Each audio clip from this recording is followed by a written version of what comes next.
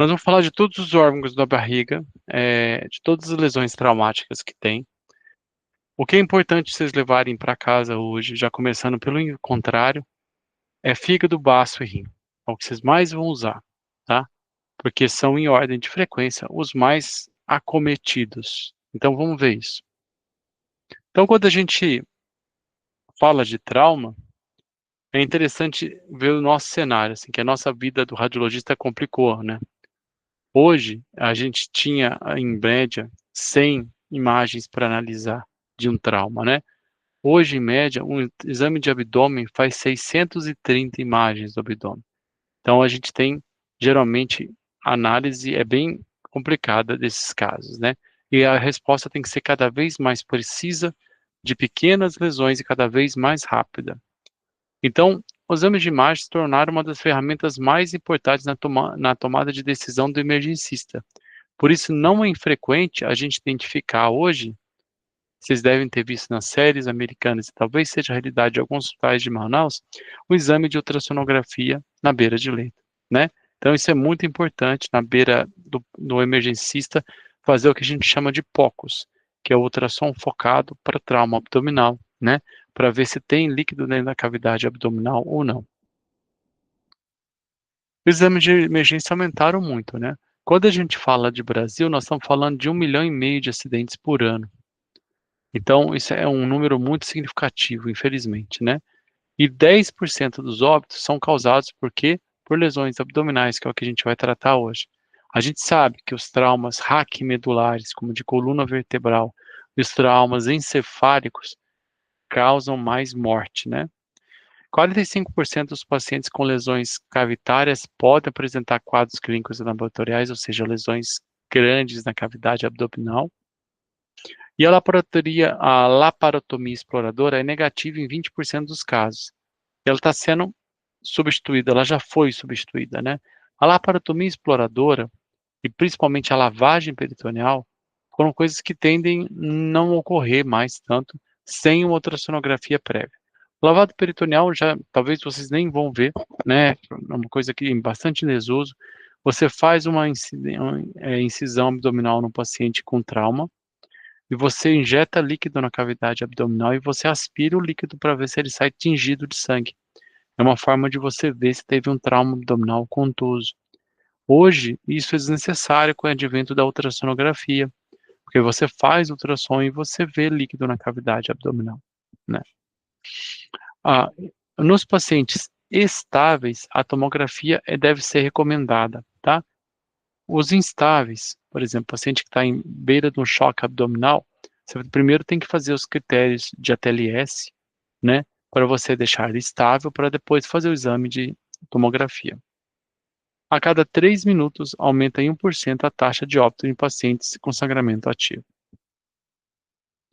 Então, o que é o FAST que eu estou falando para vocês? FAST vem de Focal Abdominal Sonography for Trauma. Então, esse é o epônimo, né? Que é um ultrassom metódico direcionado em pontos práticos para você poder identificar onde tem líquido na cavidade abdominal. Ele é rápido, não invasivo, de baixo custo e pode ser repetido quantas vezes necessário e tem uma especificidade muito alta, de 90%, né? Então, no FAST, geralmente ele não é realizado nem para o médico ultrassonografista. Geralmente é o médico da emergência que faz esse exame, cada vez mais, pela indisponibilidade de ultrassonografistas para fazer eles em todos os prontos-socorros do mundo. A questão é essa. Então, como é que a gente faz o FAST? Tem esses pontos que estão sendo mostrados na figura, principalmente aqui, ó, no espaço hepatorrenal, né, no quadrante superior, no pericárdio, certo? E no espaço reto-uterino, são pontos mais importantes. O espaço pericárdico, para você afastar um derrame pericárdico compressivo, uma outra alteração pericárdica de um trauma direto, como, por exemplo, um airbag diretamente contra o peito, né? O espaço hepatorrenal, a bolsa de Morrison, é o lugar maior a bolsa de líquido peritoneal do abdômen. Então, se você tiver líquido na região supramesocólica, na região superior do abdômen, vai estar lá. E o lugar que vai ter mais líquido depois de lá vai ser o espaço, as reflexões de fundo de saco anterior e posterior, tá?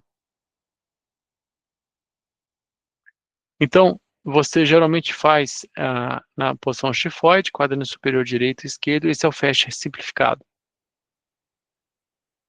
E aí, vocês, aqui na minha universidade acontece muito, eu não sei como é que é a realidade de vocês aí, depois vocês podem me contar. Mas geralmente, às vezes, o pessoal está pedindo muito hoje em dia em pronto-socorro de grandes cidades, né? Não que a minha seja, mas tomografia do corpo inteiro. O problema da tomografia de corpo inteiro, além dela ignorar por completo o FAST não, não só o FAST, mas como o ATLS, né? Que você usa medidas de raio-x para poder ver trauma cervical, ela expõe o paciente a cerca de 250 vezes mais radiação do que uma radiografia simples de tórax. Então é muita radiação. Então cada vez mais pede tomografia de crânio, pescoço, tórax, abdômen e pelve. Essa é a chamada tomografia do corpo inteiro, tá? Aí chegou um guidelines das revistas radiológicas, né? E nós estamos falando de guidelines internacionais e recentes, trazendo lá que quando você devia fazer o FAST, né, estendido, o FAST estendido é quando você está fazendo por um ultrassonografista, um médico com certificado de ultrassonografia ou um radiologista, que você também vai ver lesões abdominais, de baço, de fígado. Então esse seria o FAST estendido. E ele entrega, né, o consenso é que ele entrega tanto quanto a tomografia para questões assim que são fundamentais naquela tomada de decisão de emergência, né? Então, na visão dos artigos, que o paciente na sala de politrauma, na sala vermelha, classificado como politrauma, se ele tiver uma situação de risco à vida, ele deveria realmente partir para uma tomografia. Mas se ele não tiver nessa situação, ele poderia ir para um algoritmo de não politrauma, ou seja, fazer somente uma tomografia de crânio associada, por exemplo, a um ultrassom do abdômen, né? Um ultrassom FAST. E aí, geralmente, a gente vai fazer a fase fundamental do trauma, vai ser a fase portal, que eu ensinei para vocês lá na aula de fígado, que a gente tem a maior contração dos órgãos abdominais. Muito contraste é demais. Às vezes parece que é bom, né? Mas não tem necessidade nenhuma de fazer contraste endorretal, de fazer contraste oral. Isso hoje já é contraindicado nas tomografias multidetectores, como eu ensinei para vocês na aula de física, porque a gente não faz mais cortes, a gente faz volume. A gente corta um corpo inteiro e ali eu moldo para axial, para coronal, para sagital. E isso então, tira totalmente a necessidade da gente usar contraste no intestino. E o que você tem cobrado do seu médico radiologista que está laudando para você, né? Se tem laceração, ou seja, se algum órgão abdominal sofreu um tipo de fratura, de laceração, se tem um hematoma subcapsular, né? Se teve extravasamento de contraste. Esses são os pontos mais significativos. O extravasamento de contraste é a situação mais grave, que aí você tem uma lesão vascular ativa. O hematoma subcapsular geralmente está associado a traumas contusos. Você bateu, capotou o carro e aí você tem lesões na cápsula dos órgãos abdominais.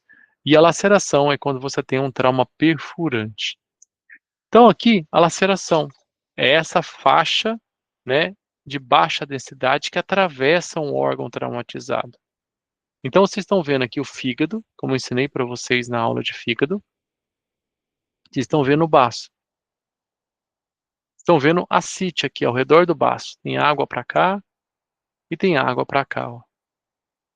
E aí você vê uma faixa aqui pela seta, que o trauma de alta energia dessa seta vermelha lacerou, provavelmente uma facada, perfurou o fígado do paciente aqui. Ó. Aí a gente mede isso e, baseado nessa medida, classifica trauma grau 1, trauma grau 2, trauma grau 3, trauma grau 4. Tá bom? O hematoma subcapsular, geralmente são traumas contusos, né? É uma coleção, que aqui seria a cápsula do órgão, né? Por exemplo, aqui nesse desenho que eu estou fazendo. E aí você teria um hematoma aqui, ó, entre a cápsula e a parede peritoneal, né? E gera esse efeito expansivo que vocês estão vendo aqui no baço, ó. Ele está comprimindo, mudando a morfologia esplênica. Então, muda a morfologia, causando hematoma subcapsular. É bem diferente da laceração, né? O hematoma visceral intraparenquimatoso é uma área de hipotenação mal definida dentro de uma víscera. A situação que ele pode ocorrer, por exemplo, você tem um trauma perfurante por uma bala e aí ocorre uma explosão dentro do órgão. Então é como se tivesse um hematoma que cresceu de dentro para fora. Esse é o hematoma visceral intraparenquimatoso. Ou um trauma perfurante que dilacerou um órgão e causou um hematoma maior do que aquele ponto de energia. Então esse é o hematoma intraparenquimatoso.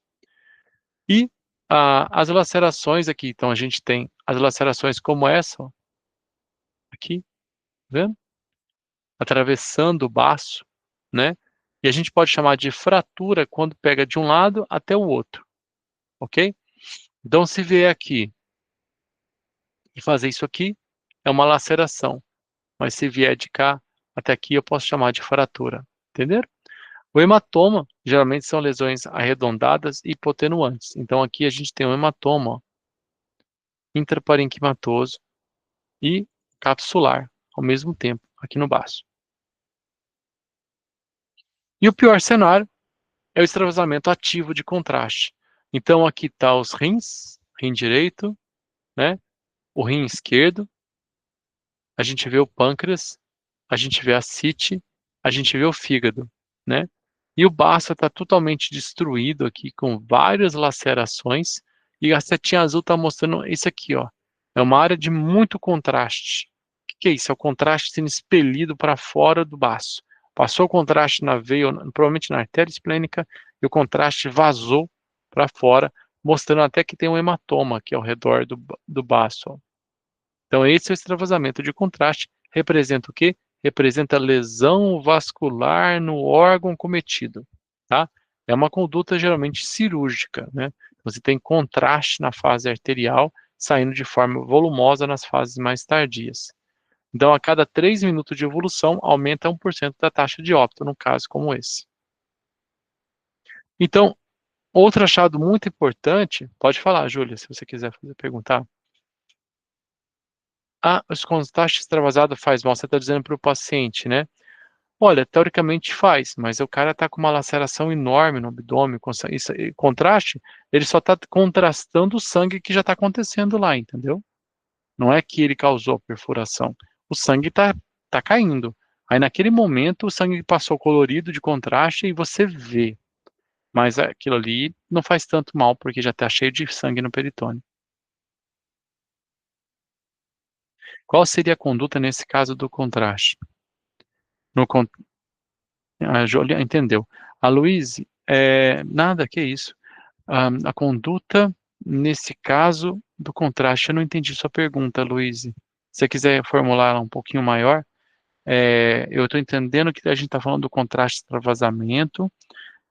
Qual seria a conduta no extravasamento de contraste? Ah, sim, é isso aqui, ó.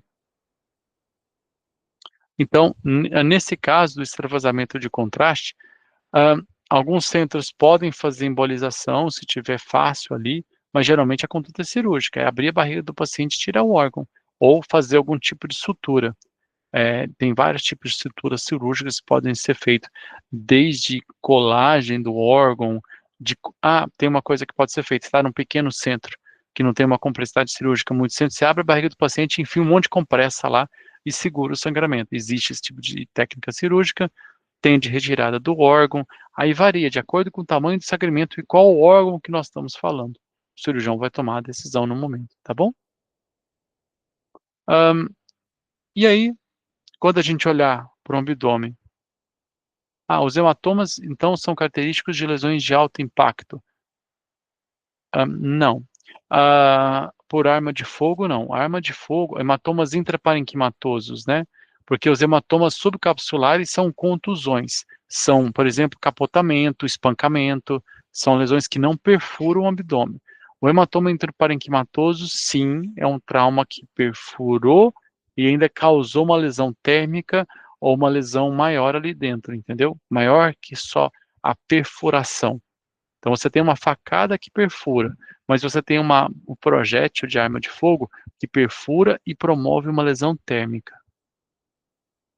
Isso, perfeito. Legal, esse assunto é importante, né, gente? A gente causa muita dúvida. Pode continuar fazendo perguntas. Essa ideia, esse esquema que vocês estão fazendo me ajudou de levantar a mão, porque faz o barulhinho para eu prestar atenção. Então, quando a gente tem líquido na cavidade, né, lesões em órgãos sólidos abdominais que cursam com hemiperitônio. Então, geralmente a gente vai ter alta densidade, né, pelo sangue, e o volume de líquido também é importante, né? Principalmente fundamental para a conduta clínica e a identificação de extravasamento ativo de contraste. Então, esse sinal é um sinal muito importante para vocês poderem identificar. E aí, quando o paciente é paciente mais idoso, anêmico, com anemia, aí esse extravasamento pode não ser tão evidente, tá? Então, vamos passar pelos órgãos agora. O fígado é o segundo órgão mais acometido, tá? Por quê? Porque ele tem muitos ligamentos que o sustentam, como o ligamento falciforme, então ele fica um pouco mais fixo. Então, conforme ele tem a desaceleração por um capotamento, trauma direto, geralmente o lobo direito vai ser o lobo mais acometido, principalmente contra os arcos costais. Aí você tem o choque hipovolêmico decorrente da hemorragia, né? E a taxa de mortalidade não é alta no trauma hepático. A conduta cada vez mais ela é expectante. Então você vai ter laceração, você vai ter hematoma subcapsular e você vai ter hematoma interparenquimatoso, mas também tem estrassamento de contraste, tá? Então as hematomas e lacerações elas se estendem até a veia cava e os vasos hepáticos, podendo promover sangramento ativo e pseudoaneurismas, né? Então esses são os achados que a gente vai procurar nos exames. Existe a classificação tomográfica, isso aqui eu não vou cobrar na prova, fiquem tranquilos. Todo livro no Google tem isso, que é a classificação cirúrgica. É mais para vocês entenderem o que a gente vai falar, por exemplo, o tamanho da lesão, né? Se você tem lesões de vaso, qual que é o tanto do fígado que está cometido. Essas são informações que eu tenho que colocar no laudo para poder classificar trauma.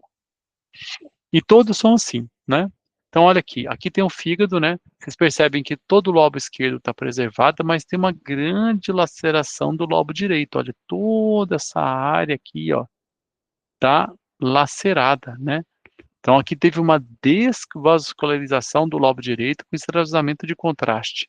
Então, aqui você está tendo extravasamento de contraste, porque houve toda uma lesão vascular que comprometeu praticamente todo o lobo direito. Então, isso aqui foi um trauma bem grave. Repare aqui, ó, a irregularidade dos contornos, né? Então, isso aqui é um trauma de altíssima energia diretamente no fígado. Aqui, ó, hematoma subcapsular, aqui formando diferentes intensidades de sangue. Aqui, aqui, aqui e aqui. Todos eles são sangue. Então, a gente percebe diferentes graus de sangramento, de tempos de sangramento, um hematoma subcapsular, né, com extravasamento de contraste. Olha aqui, isso aqui, a gente tem aqui contusões subcapsulares, hematomas subcapsulares. Aqui um hematoma no lobo esquerdo, aqui, por exemplo, um hematoma no lobo direito, tá bom? E aqui a gente vê lacerações no fígado. Então, de cá, hematoma subcapsular. Daqui, e também intraparenquimatoso, perdão. E aqui, laceração. Então, são dois tipos diferentes de lesão, que é importante vocês conhecerem o padrão, para quando vocês virem, será que isso aqui é um nódulo no fígado? Não, né? Mas contexto clínico totalmente diferente, os achados de imagem totalmente diferentes. Aí tem vários casos, aqui são casos de traumas com fístulas arteriovenosas, extravasamento de contraste, mas é bem complexo os achados de imagem. De novo, só para a gente passar do fígado, laceração, ok? E aqui, hematoma interparenquimatoso, né? E pode ter subcapsular. Olha a diferença aqui, da densidade desse líquido aqui, ó, com a densidade desse líquido aqui, ó. Esse aqui tem uma densidade maior, esse aqui é sangue, esse aqui pode ser sangue, mas geralmente é ascite, porque tem uma densidade menor.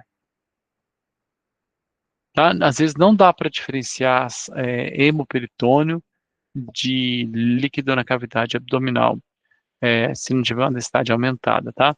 Não tem uma janelinha de ROI que eu coloco lá, que ele vai falar de tanto até tanto é sangue, de tanto até tanto é cólio-peritônio, de tanto até tanto é ascite. Tem os extremos. Quando ele está muito denso, eu sei que é sangue. Quando ele está muito pouco denso, eu sei que ele é ascite. Júlia, qual a diferença entre hematoma subcapsular e o interparenquimatoso? Então, o hematoma subcapsular está debaixo da cápsula. O interparenquimatoso está dentro do parênquima. O interparenquimatoso é o que eu falei, uma bala queimando o fígado. O subcapsular é uma contusão. Isso aqui, ó, subcapsular, interparenquimatoso. Tá aqui, ó. Combinei com a Júlia dela fazer a pergunta agora para ficar mais fácil no slide. E aqui, laceração. Ok? Beleza. Aí, gente, mais exemplos de traumas hepáticos. É uma aula grande, então eu vou abreviar aqui. Isso aqui é aneurismas que pode acontecer. Vamos para o baço. Afinal de contas, o baço é o órgão mais lesado no trauma abdominal. Então, elas podem ser identificadas, tudo aqui pode ser visto no ultrassom, mas a tomografia é o melhor método de escolha, tá? Depois a gente faz o FAST para resolver as urgências, e depois as emergências, perdão, e depois as urgências a gente faz uma tomo, né? Para ver de novo o que? Laceração, hematoma, ok? Existem aqueles casos de esplenose, é quando você tem uma fratura do baço, tira o baço e depois surge um baço de novo, que é um tecido que ficou para trás. De novo, o que a gente vai descrever no laudo? Tamanho, laceração do órgão, laceração de vaso, são informações que tem que ter no laudo de vocês, que vocês pediram para o seu paciente do politrauma. Aqui, mostrando a mesma coisa. Laceração, hematoma subcapsular. É aquela imagem que eu mostrei do hematoma debaixo da cápsula esplênica, promovendo uma distorção do órgão, e aqui uma laceração atravessando. Provavelmente o cara tomou uma facada aqui, né? E a faca perfurou o baço. Outros casos, olha aqui, sem contraste, pessoal. Olha a aorta, ó. Olha como é que tá a aorta, sem contraste. E aqui parece que tem contraste. Na verdade, isso aqui é sangue.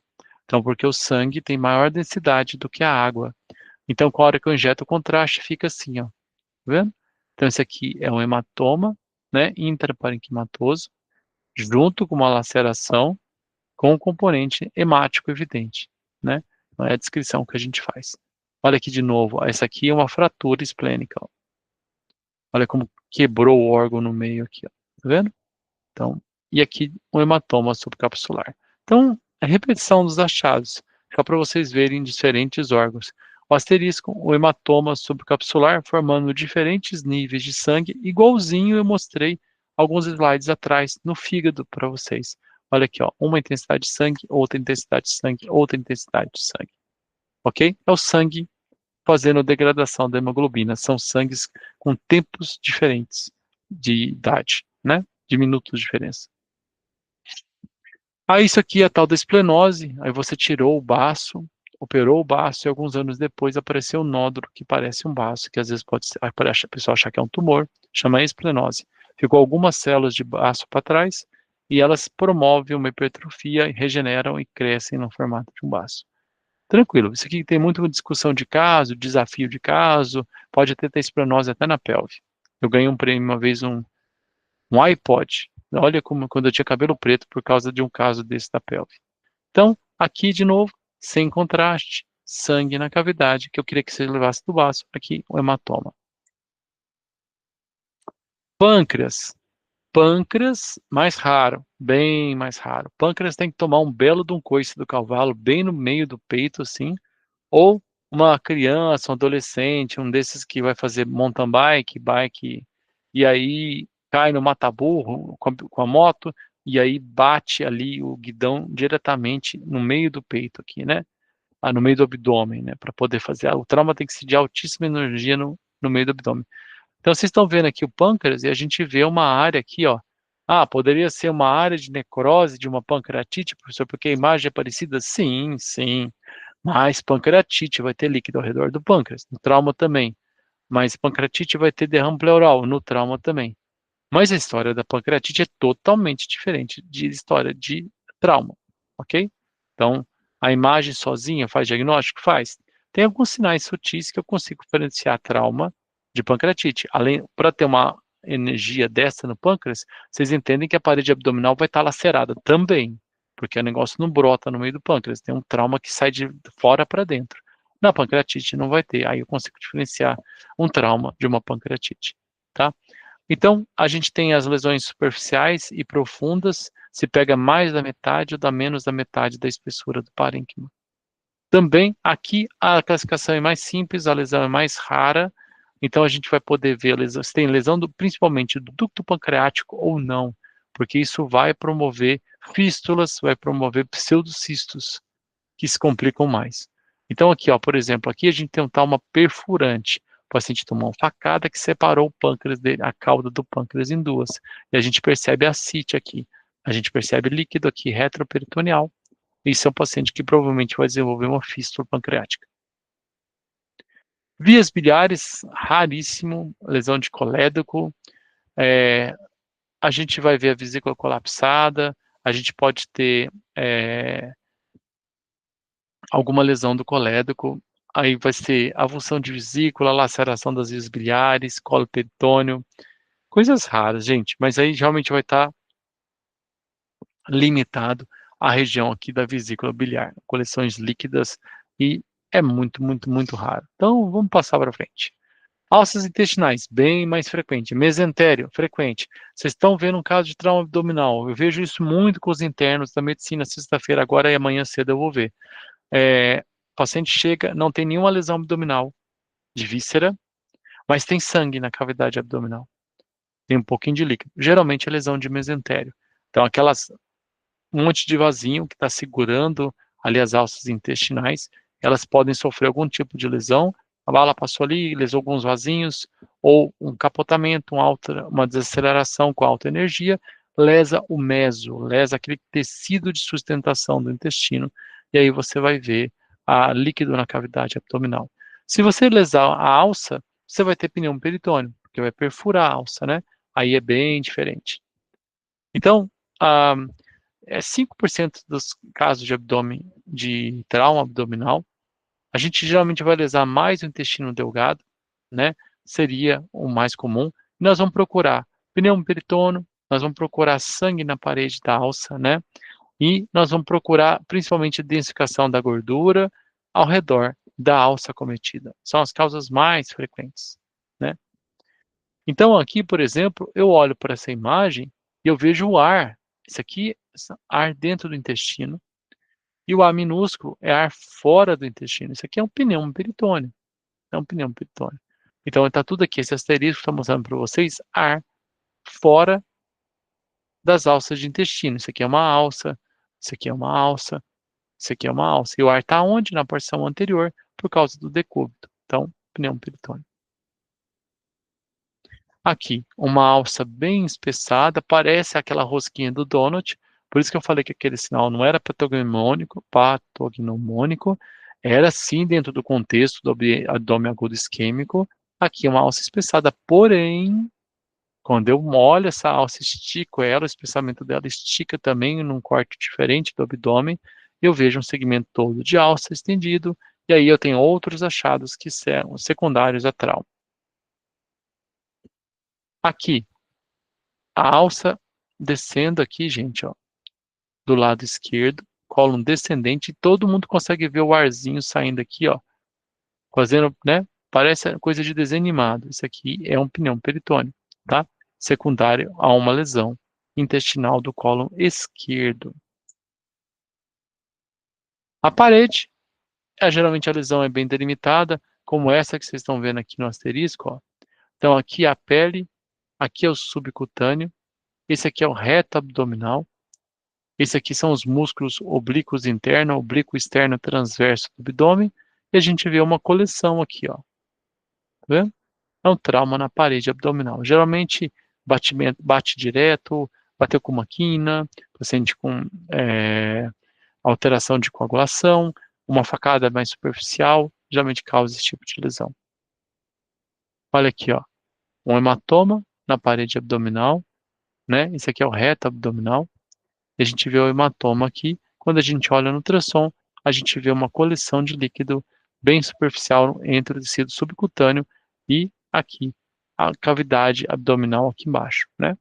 Aqui um reto abdominal espessado quando comparado com o contralateral. Esse aqui é um reto abdominal normal para esse paciente, ó. E aqui o reto abdominal bem mais espessado do trauma dentro do reto abdominal.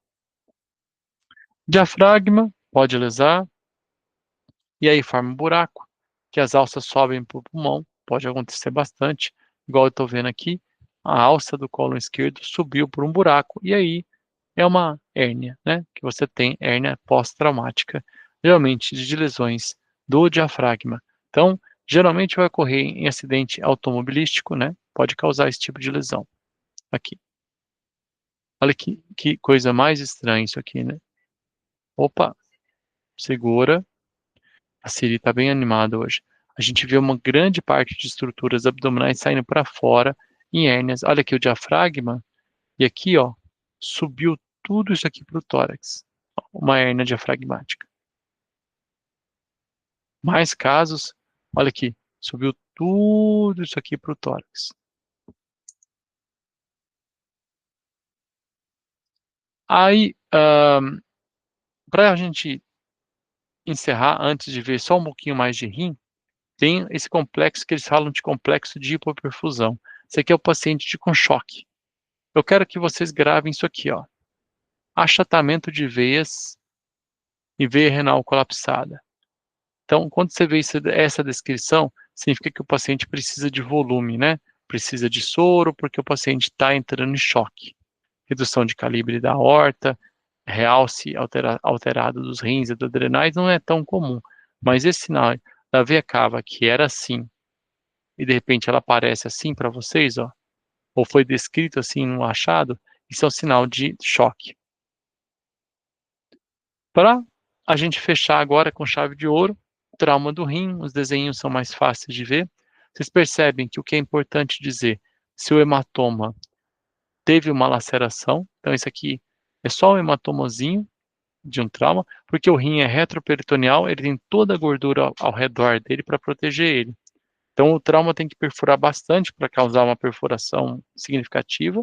E aí é questão se lesou o sistema coletor ou não, porque se lesar o sistema coletor, o que vai acontecer? Vai ter extravasamento de urina, né? E aí o outro ponto é se teve uma lesão vascular, como aqui, ó, uma lesão completa da artéria renal, que aí o órgão vai isquemiar, né? Aqui, nesses casos, a gente precisa muito da fase excretora, que eu vou ensinar na aula de gênito urinário para vocês, que é o rim com centro contraste. Depois de 10 minutos, ele solta o contraste, porque é através do rim que nós eliminamos o contraste que é injetado na veia. O rim filtra o contraste e elimina na urina. Então, a gente vai procurar esse tipo de lesão renal para poder fazer a escala de trauma do rim, né? Olha aqui, várias imagens mostrando para vocês, desde um rim, que toda essa porção posterior dele está normal, e aqui a gente teve um grande sangramento passando, até um caso como esse, olha aqui, o rim foi completamente esmagado aqui, ó. Olha o rim normal do lado direito, e aqui, o rim esquerdo. Vocês percebem que o baço também não está bem, então provavelmente o choque veio de cá. Isso aqui é o mesmo paciente aqui em cima, ó. Tá vendo? Então tem três tipos de trauma. Um trauma aqui do terço superior, um trauma renal completo e um trauma da face anterior do rim esquerdo. Aqui, por exemplo, é um trauma contuso. O rim parece que está de boas aqui, o contorno dele preservado, mas tem grande hematoma aqui ao redor. Então aí seria o hematoma subcapsular igual do fígado, igual do baço, né? Aí aqui a gente vê, ó, na fase sem contraste, densidade aumentada ao redor dos rins. Isso aqui é hematoma, né, ao redor do rim também. E tem também, que eu não vou falar hoje, mas as fraturas de bacia, que geralmente causam lesões da bexiga. E aí pode sair urina para todo lado. As fraturas de bacia são geralmente graves pela instabilidade delas e pela lesão da bexiga que está ali associada próxima, né? Olha essas imagens aqui mostrando para vocês como a gente consegue perceber a diferença do sangue junto aqui à parede renal, tá vendo? Como a gente consegue perceber bem para falar que é sangue. E esse aqui são imagens mostrando também outros exemplos. Olha o que aconteceu com o rim direito, né? Normal. E o rim esquerdo, ó, tem um grande hematoma aqui que levou ele para fora. Então, imagens de trauma renal. Traumas coleções subcapsulares renais, coleções subcapsulares renais. Então, aqui é importante vocês saberem que no trato urinário, quando você tiver trauma com hematúria, você tem que suspeitar de lesão parenquimatosa do rim ou da bexiga, tá? O caso mais grave é quando você tem a avulsão do pedículo renal e lembrar que as fraturas pélvicas de quadril, de bacia, geralmente estão associadas à lesão da bexiga. Isso é bem importante. Essas questões aqui de ruptura peritoneal, ruptura extraperitoneal, não se preocupem, essa aula eu dou para os residentes também. E glândula adrenal é muito pequeno o assunto para a gente fazer esse enfoque agora durante o curso de medicina. A glândula adrenal bagunça também, lesa também, mas não é tão relevante nesse contexto. Aqui mostrando extravasamento de contraste, né, que a gente pode ter também no rim, que geralmente vai ser por lesão. Aqui, quando você tem extravasamento de contraste no rim, não representa aquela lesão vascular que a gente falou no fígado, né, ou no baço. Aqui representa uma lesão do sistema coletor, porque o rim concentra o contraste e elimina através da bexiga. E a bexiga é isso, ó, se você tiver fratura pélvica, chance de 10% procurar a fratura da bexiga.